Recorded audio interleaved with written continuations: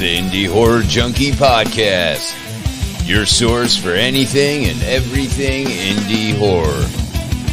Here's your host, Otis B. Dreads.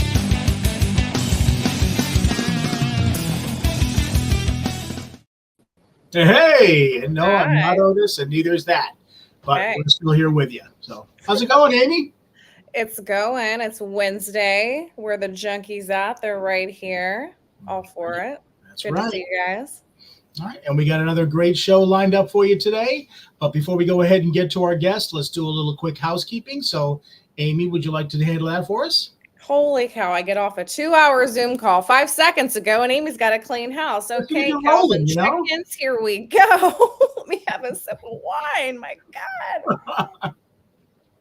Okay, on October 26th, we have the Mistress Mary Film Festival coming to you, Cinema 6, Port Richey.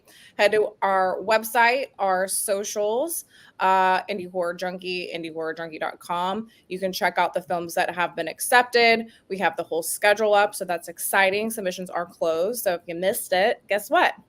You can still submit to the Indie Horror Junkie Film Festival, which is held at MegaCon Orlando.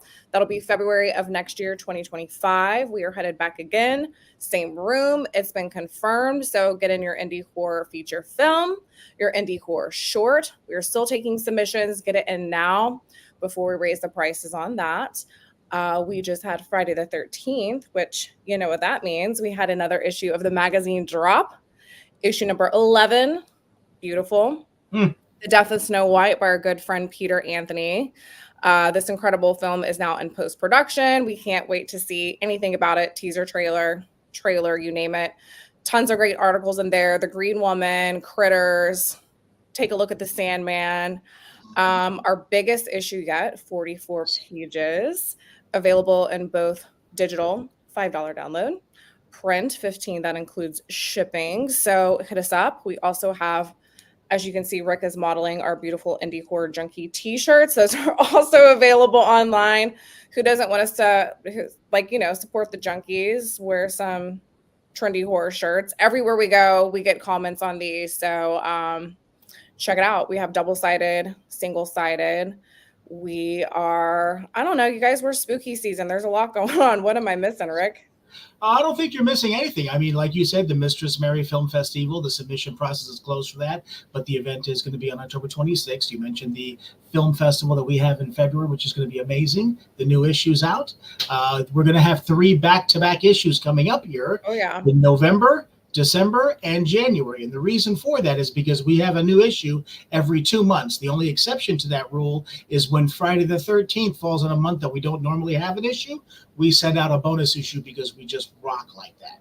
So we'll have 3 back-to-back issues, back-to-back that are coming up. So that should be all kinds of fun.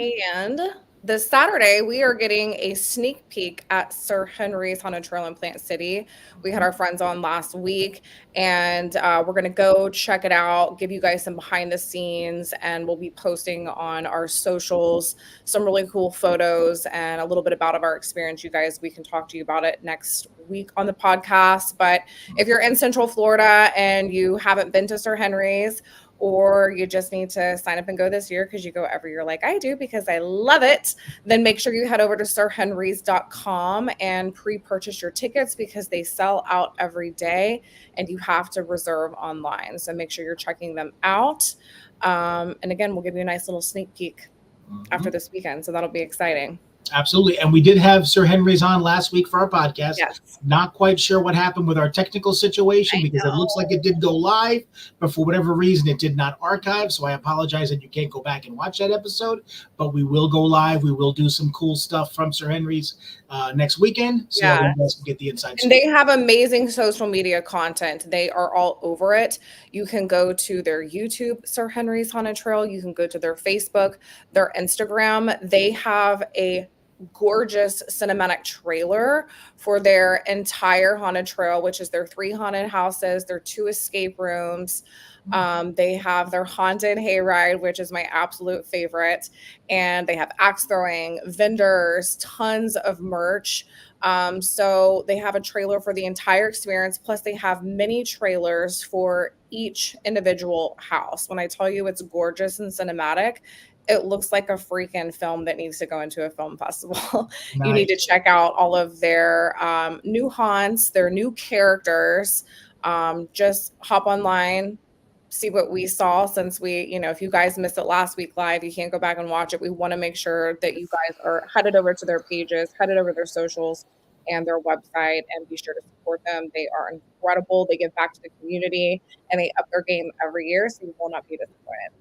Absolutely. I can't wait to go. So we're all set. Like I said, we'll go live from there and give you guys the scoop. Now, without further ado, let's go ahead and chat a little bit about our upcoming guest here. His name is Dennis Daniel. For anybody who has heard of him, he's a writer, director, producer, author, journalist, all the above. Okay, and he's got great impressions too. So as we just found out. So what we're going to do is I've got a little trailer that we put together here for you to give you a little insight on him. We'll play that for you real quick, and once that's done, we'll bring him on, and then we'll go ahead and start the chat. Hopefully you guys chime in, ask some questions, because we always love chatting with you guys. So here is our little intro for Dennis Daniel. For over 40 years, Dennis Daniel has been a towering figure in the realms of radio, television, and horror journalism. His insights and reviews have graced the pages of iconic publications like Deep Red, Delirium, Fangoria, Film Threat, Film Facts, Psychotronic Magazine, and Scream. As the original editor of the Famous Monsters Chronicles and a contributing editor for Famous Monster Chronicles 2, Dennis has shaped the way we celebrate horror. He's lent his expertise as an advisor and interviewer for Roy Funk's The Ultimate Document of the Dead, and even took a memorable turn as a flesh-eating zombie in the 1990 remake of Night of the Living Dead. Beyond the horror scene, Dennis has excelled as senior creative director at Walter F. Cameron Advertising for over 2 decades, showcasing his Clio award-winning talents in writing, producing, directing, acting, and voiceover work. Now Dennis is channeling his passion into a new film inspired by his extensive body of work. Join us as we delve into the world of horror and creativity with the one and only Dennis Daniel. Look at that, huh? You make me feel like I'm a guest on a BBC series. You're welcome. Even better, you're with the Junkies. It's Wednesday night. You know, it's like I should be sitting here with John Cleese. John Cleese would be like, "And who is this?" Absolutely. So how are you, my friend? Dennis? I'm great, man. I'm happy. I'm just happy to be breathing, you know. Amen to that. Yeah. So looking at that little intro and stuff and reading up on everything that you've done, you've been working with some amazing figures. I know that you were with Night of the Living Dead 1990, which was directed by my friend Tom Savini. Tell me a little bit right off the bat here. What was that like on that set? Well, it was very surreal because you know, this wasn't like somebody doing a knockoff or somebody, you know, just making a zombie movie. These were the dudes. These were the guys who did it. They created it. You know, John Russo and Russell Steiner were hanging out, man, and of course George was there. And a lot of other greats that just stopped by that were friends of Tom. I was there for a week. You know, I stood like right behind Tom when he was directing, and I was giving him a neck rub while he was directing. You know, it was the scene where the zombies breaking through the front door, which is pretty cool. You know, I'm there giving him a neck rub, and there's this fucking zombie breaking through the door. Yeah, that movie doesn't get enough credit. Yeah, he had a hard time during that shoot for so many reasons, both personal and, you know, dealing with the studios and all the bullshit you deal with. So, you know, when I had gone down to the set of Two Evil Eyes, and I was hanging out there for a while. I was with Dario Argento and Romero and what have you, and Tom too. And then I went to Tom's house and I did this video. Tom did like this tour of his house, and his hair was long because he plays that part in Dario Argento's The Black Cat. He plays the guy that rips the teeth out of Berenice. They're taking him away, in the handcuffs and stuff. And Tom had grown his hair long for that. But anyway, it was like we're driving him to the airport now. Well, he's driving me to the airport, and I'm asking him, Tom, what's this Night of the Living Dead going to be like? Because he hadn't started it yet at that particular point. And I had the camera pointed right at him. I'm sitting right next to him in the car, and he's talking to the camera about all his ideas about what he wants to do with Night of the Living Dead. And that film, that video, is part of the special features in the Two Evil Eyes Blu-ray. Nice. So if you want to see that, you can see you can see the tour of his house. You could see the drive to the airport. There's a lot of behind the scenes stuff with George directing, and it's fun. But it was. But being on the set of Night of the Living Dead, I had met all these guys previously, so it wasn't like, oh my God, it's them. I'd already met them, but I felt comfortable because after having met them and spent a lot of time with them, they treated me like a colleague, you know what I mean? Just like a professional, like a friend, or whatever. And it was a very calming and, realistic atmosphere with everybody, with especially Everett Burrell and the late, great John Vulich, who did the special effects and who made me up as a zombie, and everybody else, and did an incredible job. It was just a lot of fun. We had fun. It was just like a big party, and Tony Todd and come on, Tom, was great. Tom Towles was great. We just had a ball, and then of course it was quite surreal. I remember the first night I got there, they were shooting just zombies walking towards the house. So they had like about 20 zombies out there, 20, 30 zombies, all looking different. And they're walking by this giant barn where there's the big haystacks. But we were on the top of the haystacks watching the scene get filmed. So there's all the zombies. They're all lined up. Tom says action, and the zombies start walking. And then I just started thinking to myself, I am watching zombies walking in Night of the Living Dead, being directed by Tom Savini, with a screenplay by George Romero. They're all here, and this is happening, and I'm fucking watching it. Oh my God. And what was that feeling like? It was surreal. It was surreal. It was just like, and then of course, to make it even more surreal, I said to Tom, please, I have got to be a flesh-eating zombie. And Tom said, yeah, okay, sure. Yeah, you could be, I'll make sure. So, because there's only one flesh-eating scene in Night of the Living Dead. When the truck blows up and the zombies take the body out, that's it. That's the only flesh-eating scene. So in this film, it is also the only flesh-eating scene. And when they were giving out costumes, I saw a costume for a mechanic. So I figured, we know that the tank blows up, the gas thing blows up, so maybe that's like a garage there. A mechanic could live there or work there, whatever. And even a mechanic suit could look like a farmer, whatever. But I wanted to make myself look like I belonged where that was happening. And then we shot the scene where we eat the bodies. Yeah, there it is. That's me right there in the middle. Nice. I love it. And they were dragging out the body. It's covered in Karo syrup blood. They gave us turkey and roast beef to eat. And it was absolutely surreal because, Tom's sitting there and everybody's looking at us. Everybody's looking at us because this is the flesh-eating scene, man. This is what everybody's been waiting for, right? So everybody's there, every technician, they're all staring at us. I don't know. Could have been like 50 fucking people were staring at us. And you're just getting down on a rotisserie chicken. Right. And Tom says, action. And we're just, we all of a sudden, we do our zombie thing, cut. And then what would happen is that people would run up to us and take a quick picture and then run back. Run up to us, take a quick picture and run back. While we're setting up a shot or whatever. Because they know they're making history. It's undeniable. And then Everett Burrell, the makeup guy, would come over with like one of those things you see in a restaurant with ketchup, only with the carob syrup blood, and he would bloody us up, like. And then he'd run away, we would be all bloody. It was great. Action! Oh my God. And this is the best part. If you look at the scene, I am the only zombie you see because all the other zombies, their heads were down eating.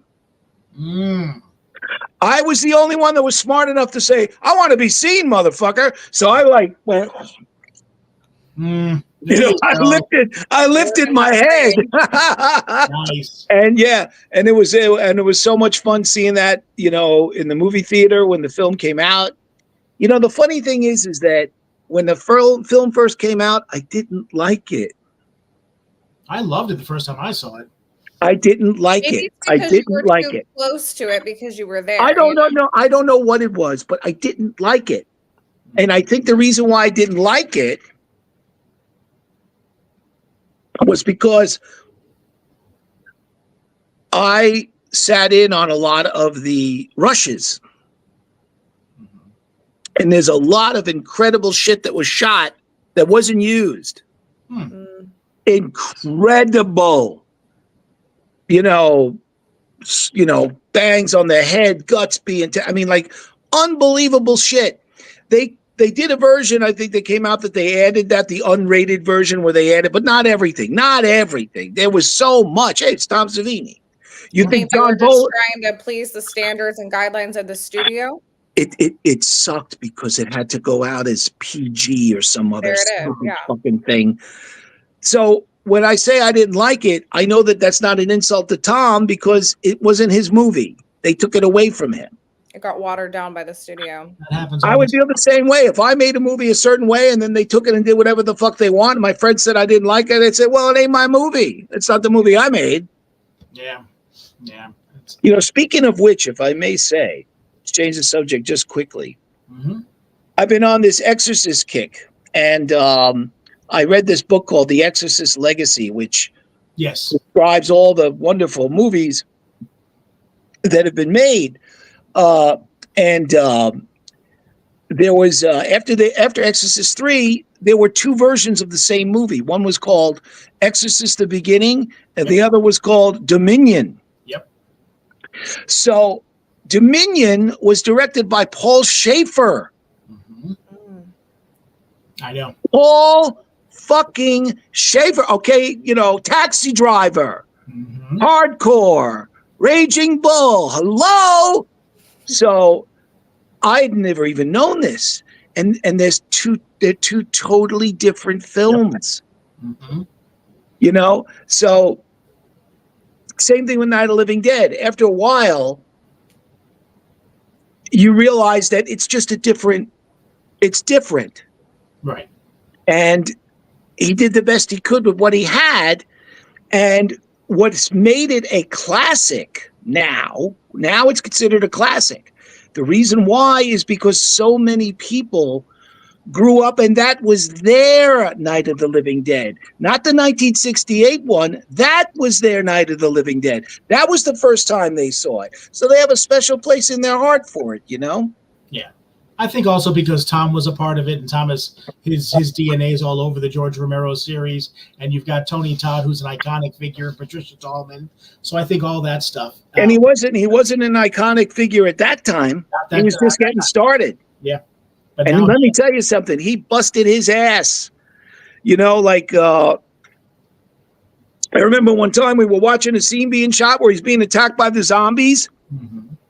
And these zombies were like obviously acrobats or whatever, or stuntmen and stuff. They're coming up, but Tony Todd's like grabbing them and throwing them over and doing all this stuff. And I'm thinking, holy shit. And you could see it was a nighttime shoot. You could see his sweat flying around as he's throwing these zombies off. It's like, and I'm like, right there. That's why he made it moving forward and why his career blew up, because when you're hungry as an artist like that, you show up and you're full of that kind of passion on set, and it's just pouring out of you, you know, what's going to happen if you keep at it? Something good's going to happen, and it sounds like that's what happened to Tony Todd. So that's really you know, it's a shame that Dwayne Jones died so young. Yeah, and only made this and Ganja and Hess, which is also a fabulous vampire movie. Have you ever seen Ganja and Hess? no, I don't think so. I have not, but I'm writing it down right now. Ganja and Hess is the only other film that Dwayne Jones ever has been in, and it's also considered to be a classic horror film. It's like a blaxploitation vampire film, but done seriously. Oh, wow. Interesting. You know how not all blaxploitation was come and get it, sucker. Not all of it was that. You know, you had a movie like Shaft, which was like a real movie. You know, like it but it definitely had a uniqueness to it that became a genre. And then they just went wild until you get to Rudy Ray Moore. You know, you know who he is, right? Oh yeah, absolutely. Rudy Ray, man. So tell us, I know that you're obviously a horror fanatic and you've worked with some classic, characters and people as well. How deep do your horror roots run? In other words, when did this disease, like it's hit me and Amy, when did this disease infest your veins that got you into the horror genre? How did that all start? Well, it's funny you ask me that, because on my YouTube page, which I'm sure you'll let people know, on my YouTube page. All in Spanish, or did I have the wrong setting? You had the wrong setting. Yeah, because I went to the same thing, and it was all the things were in Spanish. I was checking it out, and I saw Spanish. I don't know what I did. I was like, well, all you have to do is go into YouTube and type in DD Cinema Macabre, and there I'll be. And we'll make sure we post it in here tonight. Yeah, so. DD Cinema Macabre Reviews. That's the name of my site. So, and it takes you right there. Okay. Well, I have some reviews on there, and I'm also slowly but surely making a movie of my book. And one of the scenes in my movie is on there where I talk about just the question you asked me, which is what was the film? What got me into horror? So I did it. It's like a little mini documentary. So if people want to see the whole story, it's there. But for now, just to make it short and sweet, it was 1931 James Whale's Frankenstein. Wow. When did I was about 8 years old. Living on Long Island, and we watched New York stations. WNEW used to have something called Creature Features, and you had Schiller and all that kind of stuff, and Zachary and what have you. Horror host in New York was Zachary, the cool ghoul, and they used to always run that.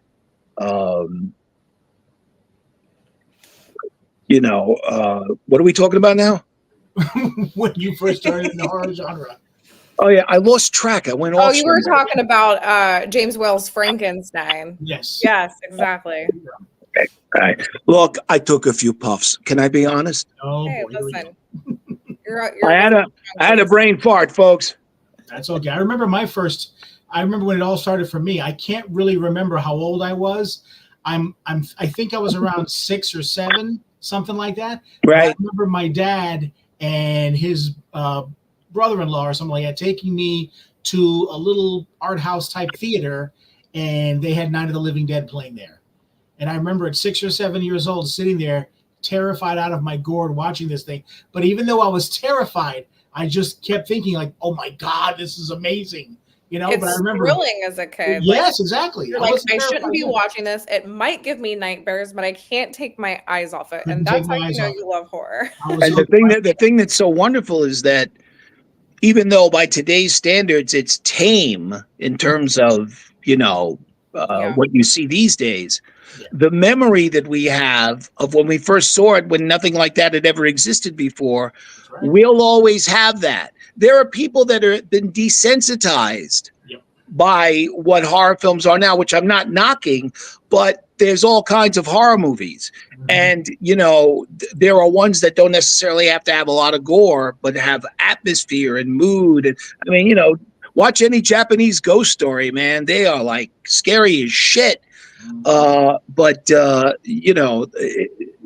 it's a very impressionable thing, especially when you're that age. So, same thing with me. I mean, to me, my brain could not, calculate really the idea that, oh my God, they took dead bodies, they sewed the bodies together, they put in a criminal brain, they brought it to life, and now it's this fucking monster. But at the same time that it's a monster, it's lost. Yep. And that's Karloff. Yeah. Nobody has played the monster like him in my line of thinking. Nobody has even come close. When he looks up at the sky and he's reaching for the light, and then they shut the light, and he looks and he goes like this. He goes, like, what the fuck is going on? Incredible. Drowns the girl accidentally, not meaning to do it.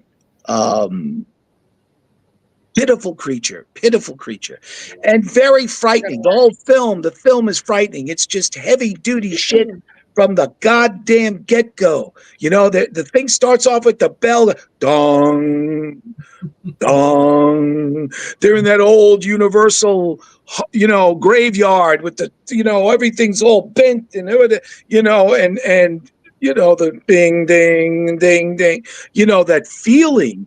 And then you see Dwight Fry and Colin Clyde by the gate. Colin Clyde going, "Down, you fool!" And then we're off to the races. I know, and I'm so excited because Universal Studios, isn't that starting this year, Amy? Epic Universe 2025. 2025, yeah, where they're basically incorporating the Monsters universe at Epic Universe, which is an extension of Universal Studios Orlando, which I'm a nerd for. I have a pass. I'm literally there like every other week. I can't help myself. That's wonderful. And they already have a beautiful representation of the Universal monsters there. They have a special effects show that you can go and watch. Do they really look like them, or are they pastiches of them? Well, they have almost like a museum that you kind of walk. I mean, does it look like the Karloff monster? Is it Karloff's face? Oh yeah, and it's all about Karloff and all the other Universal monsters, and you're just seeing images and different just kind of behind the scenes. That sounds great. That sounds great. That's nothing compared to what they're working on now. Go check out Epic Universe, Google it, and go to Universal Monsters. You're literally walking into an entire universe of just Universal monsters. They have a whole trailer to the restaurants, it's so immersive. Oh man, that sounds wonderful. It does. Yeah, and from what I've heard, because I have so many friends who work over at Universal and who are working on the development side and artistic. Oh, that's cool! Wow. Of Epic Universe, that what we see right now that's available online is nothing compared to what's even going on.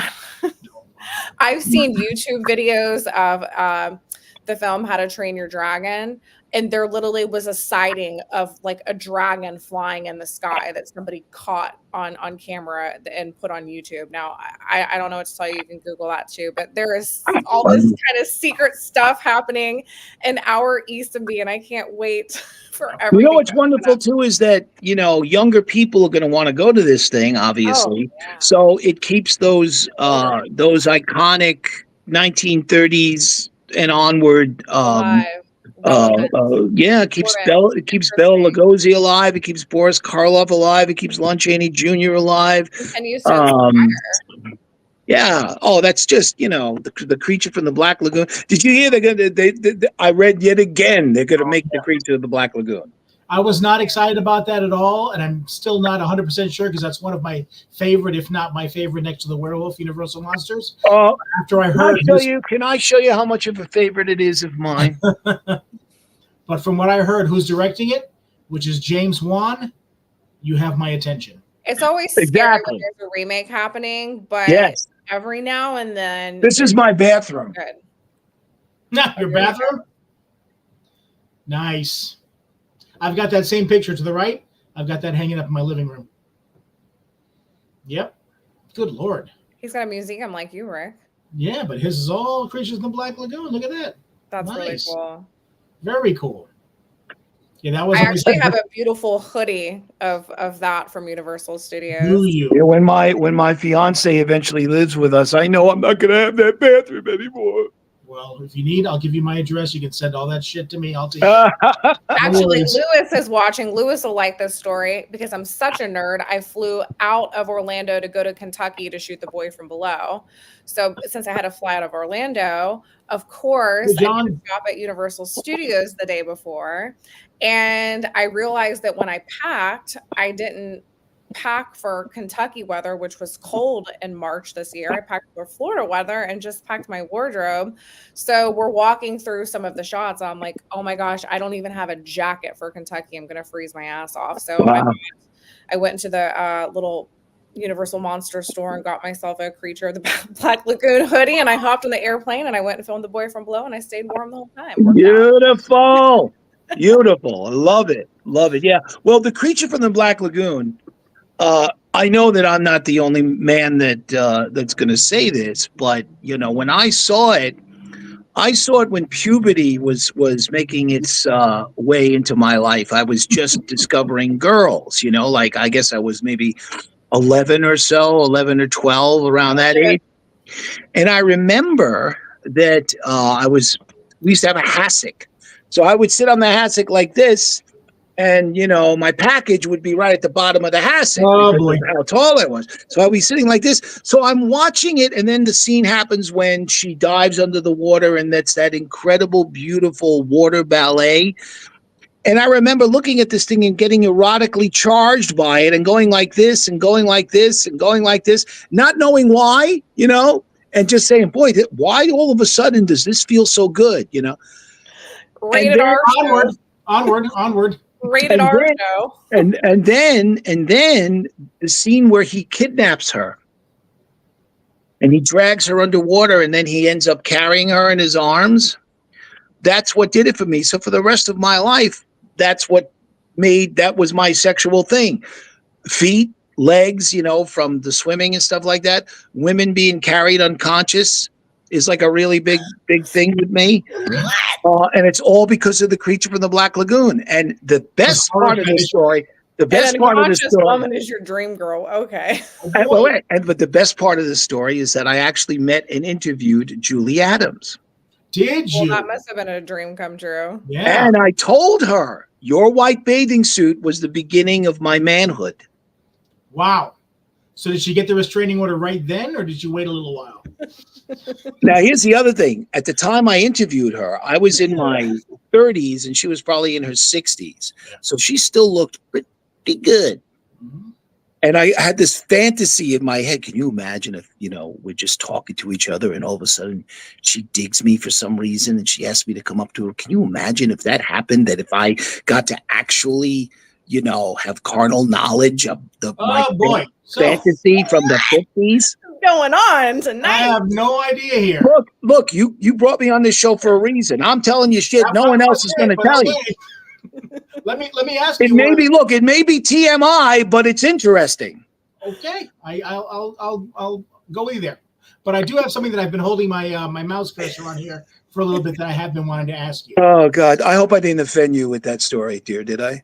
Oh, like I said, you're with the Junkies. You're a good company. Yeah, I'm just taking it all. This is your show, so it's all about you. But can you understand? Can you understand as a woman? Can you understand why a man would find that interesting? The idea of surrender. Nothing surprises me at this point, and everybody's got their thing. So yeah, everybody's got some fetishes, absolutely. But let me ask you about this before I forget. I've got this other image here. Does this look familiar? Hold on, somebody is texting me, and this is the horror film fanatics' obsession with the cinema of the macabre. Nice. Did we lose you there? Looks like you're frozen. Looks like we are frozen there for a moment. So let's let him. I'm sorry. I'm very sorry. I'm coming back. Okay. And we lost him. I'm very sorry. I'm back. There we go. Sorry. All right. This cover. Yes. Tell us how this came to be, where it can be found, and give us some backstory on this book here. All right. Well, I've been I'm echoing for some reason. It's weird. I'm talking and I hear. Do you hear me as an echo? Yeah, a little bit. It's hard for me to talk because I'm hearing myself back. Oh no, that's good. Oh, you It's sound gone. great now. There you go. I was able to clear it up. Thank you. Sorry about that. It's just that I was hearing everything. I was hearing everything that I was saying, so I didn't, if you know what I mean. All right. So to explain this is my latest book, which is a book of reviews of horror films. But they're basically, most of them are of horror films that I'm trying to turn people onto, maybe that they wouldn't have thought of before. So yeah, it's. So this is the new one. This is the new one. Yes, it's a complete. Someone keeps on texting me. I'm sorry. I apologize. The 21st century in your face. I've been writing horror movie reviews since the 1980s when I used to write for Deep Red. And so I never actually done a book by myself of all reviews. So the publisher of Deep Red let me do this book. And I even have a lot of guest writers. I have there's a little part of it that I have guest writers. Hold on a second. I have to answer this phone call. Let me just get rid of this really quick. All right, I'll put you backstage and Amy and I will chat. You let me know. I'm just going to start tap dancing. Yes. So we could have a whole show on horror fetishes. I think that's already happened. We have a fetish for unconscious women being carried, and I've never heard that one. But... and a leg fetish, so I'm learning a lot tonight. Well, legs and feet I've heard a lot about, which is really weird, but I have heard a lot about that. Unconscious women being carried, that's very specific and interesting. Very specific. If you enjoy horror, then go ahead and watch the... All right, so let's take a look. I think he's still on his call. So, but I know that we talked about, I mean, like with him, the fact that it's really old school. I mean, he goes back way back to... It's surreal, the people he was on set with. I mean... I know. George Romero, are you kidding me? Yeah, and I was with Tom Savini myself. I see he's back now, so let's try this again. I'm so sorry. I'm so sorry. Take your phone. That's okay, Dennis. You are full of surprises, and we are here for it. All right. Well, I apologize. It was actually a very important call, and I apologize. I had to take it, so I'm sorry, but I got off it quick enough. Okay. All right. So I see you talking about all the crazy shit I've been talking about. Well, I figured let's be real. Hey, I'm here for the stories. That's what keeps us alive and entertaining. So let's keep it going. What else you got? You've had some amazing experiences. I apologize because of the phone ringing and everything. I was getting distracted and I couldn't concentrate on what I wanted to try and say about the book. So anyway, the book was designed so that people can look up movies that they never maybe have heard of before, or read about films that they do know about, but, with a different angle about them, like not scholarly, but from the point of someone that just loves the movie, So there's all kinds of films in there. It was very, very highly rated. It was rated 4.5 stars on Amazon. And it was nominated for a Rondo Award, which was extremely exciting for me. It won, it was first runner-up, which is, pretty goddamn good, I thought.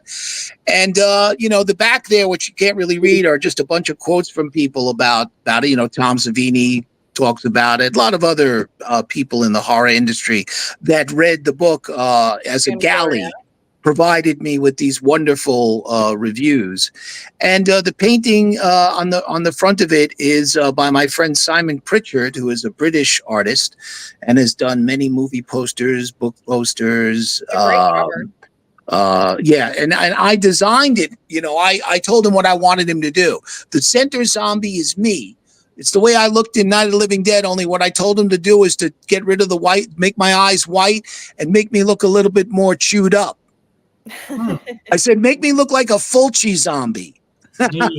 Yeah. And then all those figures that you see all around him are all movies and characters that I talk about in the book, amongst hundreds of others. Iconic Okay, now you characters. said this And was the way you could get it is you could go to, you could just send me an email at cinemamacabre69@gmail.com. 69. Yep. Yeah, baby. Got to remember something. cinemamacabre69@gmail.com. And the book is $30. But instead of buying it on Amazon and not getting it signed, buy it by me and I'll sign it for you. Look at Now that, you you guys. Same price. And then it just pays shipping. So simple enough. Now you said that was the latest book, right? Yes, sir. I've done a lot of books. Is this the original one? That Cinema Macabre is a magazine that I wrote. Well, I didn't actually write it. I edited it. Excuse me. I edited it. I created this magazine and I edited it. And it's really a one shot. We wanted it to be a series, but it sold okay, but not enough to do another issue. But it did well enough that, people read it, enjoyed it. It got 5 stars on Amazon, so people love it. And it's basically my book extended. It's like the stuff that I didn't get into the book. I gotcha. Okay. And then we have this one here. Well, that's that's a book that I wrote in 1997 about my years in radio. I was a radio disc jockey and producer and director and voice talent and animation voiceover artist for about 35 years. So this is my story, Tales of the Tape. It says it's a production director's odyssey, or how to survive and stay creative in an industry that eats its young. Correct. Because I was a producer. We can all relate to that, can't we, Rick? I'm telling you. I like long titles, as you see, for my books. But I what do you call it? I produced all my own stuff. So it was like I not only wrote it, did all the voices, everything, but I would produce it. And, I had to do a lot of it was advertising, and it's tough. People are tough on you, A lot of work. Yeah, it's a lot of work and it's a lot of crazy because sometimes you got to get a lot of shit done in a little amount of time and blah, blah. Yeah. So it's all kinds of funny stories about what it's like to be what they call in radio a production director. Yeah. My very first film that I ever made, my very first feature film, was a movie called Web of Darkness, which was a vampire film. And I didn't know anything about that. With Tom Savini, yeah. Yeah, baby. In it. I also had Bring Stevens come down and be a part of that. I remember you told me about this. Yeah, that's wonderful. Yeah, that's great. But I was relating to what you were talking about having Tom on set, because even though Tom wasn't directing this, he was just acting in it. He couldn't help but get involved in the special effects, and to see him working his magic on how to do certain things and instructing my effects guy and stuff. I mean, all that stuff is the kind of stuff that you'll always remember, just having him on set, schooling everybody and everything. It was great. I tell you that I sometimes find it absolutely astonishing to myself. I almost don't think it was me that was hanging out with all of these people, sitting down having dinner with Dario Argento. I mean, what the fuck? I mean, it was just surreal. I hung out with Jess Franco and Lena Romay for 3 hours. You know who they are? Oh, yeah, I do. They are like, gods to me, and they were wonderful. And I was very, very close friends with the writer Harlan Ellison. Oh, yeah. And the cartoonist Gahan Wilson was one of my best friends, believe it or not. Yeah, the macabre great Gahan Wilson, the late great Gahan Wilson. He was in every issue of Playboy and every issue of the New Yorker for like 45 years or something. Every single issue. Do you remember? He had a cartoon. Marilyn Eastman. Oh yeah. She actually came to a convention over here called Tampa Bay Screams. She was here a few years back, and I remember I brought my Night of the Living Dead DVD and had her sign it. But she was the sweetest woman I've ever encountered in my life. She sat there and talked to us for like half an hour, just like we were family, just sitting talking to us. Because to her, she wasn't one of those movie star types. She was just part of a situation, but she was the sweetest woman I heard, and she passed away. I've been very lucky. I have never, in all of my encounters and all the sets that I've been on and all the actors, directors, whatever that I've met, I have never ever run into a situation where somebody wasn't real. I can thankfully say the two people that I met that I would consider to be the greatest of the great, as far as filmmakers go, and as far as my love as a cinephile, not just a horror guy, was I met and interviewed David Lynch. Oh, wow. And it's on YouTube. You just type in Dennis Daniel, David Lynch, and there it'll be. And he was wonderful. And I just adore David Lynch. I just love him to death. All his movies, everything he does, his writing, his books, his artwork, his music videos, his TV commercials, everything that he touches when he works with other artists, all that stuff. Fantastic. And then the other one was Werner Herzog, who I got to meet twice. Wow. Yeah, and I got to meet him through Roy Frumkes, who was the director of Street Trash. No, not the director, excuse me, producer and writer of Street Trash. And he was director of Document of the Dead. But he was a member of the Motion Picture Arts and Sciences or something in the city, where they would show, directors would come and show their films to the critics, but it was private screenings. Right. So Werner Herzog would show up, and you go to this building in Manhattan, go up to the 20th floor, and on the 20th floor, the elevator opens, and there's all these little theaters. And you walk in and you sit down, and there's like seats for about 50 people. Sounds like 20 or 30 critics are sitting there. They run the film. The director's sitting right there with you. Film's over. He stands up, starts talking to you. Yeah. Werner did that twice. And I got to talk to him, and we were emailing back and forth to each other. And oh my God, I just love him. He's one of the greats. He used to like when I would imitate him. I'd say, Werner, it's Dennis. Unless you think it's your own brain talking to you, then it's you. I think some of your dialogue here. I feel the same way about Linnea Quigley. Linnea Quigley is a diamond. We love her. Oh, Linnea Quigley. Oh. Yeah. And, another great, one of my best friends in the world is Deborah Lamb. And Deborah Lamb is a great actress. She's not a scream queen. She's a great actress, and she's been in a lot of incredible films, not just horror films. She's won all kinds of awards for her work, and she's still doing great work. And we're going to actually be in a film together called Vampire Penance, directed by John Rain. And I post about it all the time on my Facebook page, and John Rain too on his. And I'm going to be playing a disc jockey, which is, kind of like based on my life when I was doing that. A disc jockey who gets, infected by these vampires. And Deborah Lamb is going to be the one that kills me. Nice. And real quick, your friend Cindy Copeland, she just hopped on to give you a shout out. We love Cindy. She's an amazing human being and actress. We love working with her. We love. She's one of my other besties, Cindy. Cindy and I have become very close. We're very kindred spirits. She's a beautiful woman. She's tremendously talented.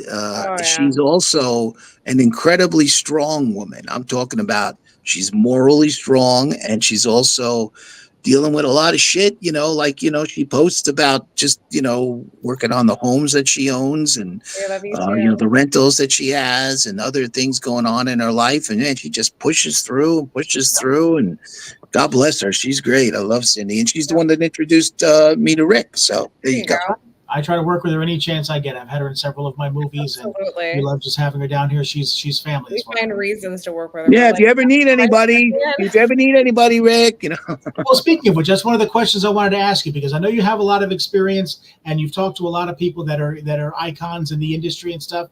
But obviously, as us with Indie Horror Junkie, are there any independent filmmakers that are kind of coming up that you maybe have had a chance to encounter, maybe seen some of their stuff? Because like we just interviewed the Addams Family, which is a family of filmmakers a couple weeks ago, and they are amazing people doing everything on their own, putting movies on Shudder and stuff. So is there anybody that's up and coming that you may have seen some of their stuff at a convention or on? Well, to be honest with you, because of the success of my book, I have been made some wonderful offers by several other publications to write about the kinds of films that I talk about in my book. And in order to do that, I have to rewatch these movies. So I have been, almost for the last 2 years, I've been buried in watching already released things. I haven't been paying too much attention to indie-oriented stuff. So I don't want to, I know that there are directors that are out there that started small that have gotten big. when they started that way. One of my favorite directors of indie films, two of them, is Donald Farmer and Tim Ritter. Oh, Tim Ritter, I've heard of. Donald Farmer. Donald Farmer. Oh my God, bro, you never heard of Donald Farmer? Tim Ritter, I know because of my friend Joel Weinkoop, who does all the movies with him. I forget the name of them, but there's been several of them. Well, he's famous for Killing Spree, is the one that everybody knows. That's the one. Yes, he was in that. At least a couple of the sequels. Well, Donald Farmer, look him up. Just look up the name Donald Farmer. Donald Farmer has directed hundreds of horror movies, and all independent. And he's fantastic. He's seen all over the world. His movies come out all over the world. He's always posting what the poster looks like in Japan, what the poster looks like in Germany. I mean, he's got an incredible following. Nice. And he's without a doubt one of the absolute greats of independent filmmakers. One of the greats. Let's reach out to him for sure, Amy. All right, Donald Farmer. Absolutely. Thank you for bringing that up for sure. All right. Well, we're getting ready to close things out here on the show. So anything you want to say to the crowd, mainly like where can they find you? What do you recommend? Well, as I said, I have my YouTube page, which all you have to do is go on YouTube and type DD Cinema Macabre Reviews, and there I'll be. The book is out there. If you'd like a copy, just email me at cinemamacabre69@gmail.com. Macabre is spelled MACARBE. It's a weird name. Some people don't know it, So there's that, and those are two of the best ways to kind of see what I'm up to. And then if you want to see me on Facebook, just type in my name, Dennis Daniel. I'm sure I'll pop up. You'll see me there, either holding my book or whatever. Might be other Dennis Daniels there, but you'll see me. You ever do any conventions or anything like that? Well, I used to, bro. I used to love doing conventions, but after COVID, because I'm a diabetic and I also have CLL, I can't be. If I can, I'm very lucky. I haven't caught COVID yet, but I haven't got an immune system. Yeah. So I really can't do that anymore. Yeah. People are still catching COVID now. I have to always be careful. Not that I wear a mask everywhere I go, but if I went to something like that, I would have to, and I wouldn't want it. I wouldn't enjoy it that way. Yeah. It's just that's what really keeps, I think, the horror genre alive. That's the people that we see that come out for those things. I mean, they're just like really diehard fans. Let me tell you, I've done it so many times, bro. Believe me, I've done it forever. I've been a guest at I can't tell you how many of them. I love them. I just haven't been to any recently because of COVID. What's the next thing? I was gonna say, what's the next thing you're working on? Is there something that's coming up now that you're working on? Well, I write for Delirium magazine. So that's something that's constant. We have a new issue that just came out. I did an interview with Eileen Dietz, who played in many scenes in The Exorcist that Linda Blair couldn't do. And she's also Pazuzu, the demon with the white face and the black eyes. That's Eileen. So we talk a lot about The Exorcist. And I have a column in there called The Blood is the Life. That's available at fullmoonfilms.com. So that's easy to get. Delirium magazine. Or you could just type in Delirium magazine in a search engine. So I write for them all the time. I'm doing some writing for We Belong Dead magazine.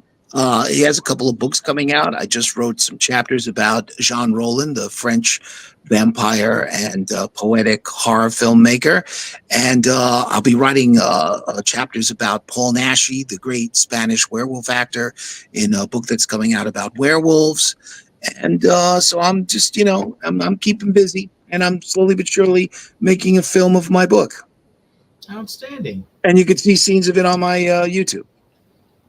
That's great. Well, once again, we really thank you and appreciate, because that's one of the things that I enjoy the most is talking about being on set and stuff and hearing some of the old school stories and stuff. That's what really I love. It was an incredible. And he's like, I can't wait to hear all of these set stories. I'm like, I live for them. Well, I'm glad. I hope I didn't waste too much time talking about my fetishes. No, we're here for it. Like, but you want to know something? Let me tell you something, folks. You're in good company. Right. Horror is sexy. Absolutely, baby. Absolutely. Horror has a sex element to it. Horror has a sex element to it that's huge. you know. And when you're a young kid, it can sneak up on you. Like all of a sudden you think, wait a minute, I kind of like that, you know. Absolutely.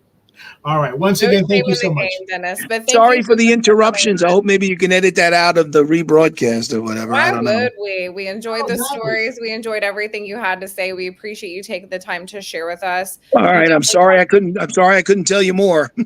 Well, we can always have you back. You're an interesting guy, and you've had a lot of really cool experiences with a lot of. Well, you're a very interesting young woman.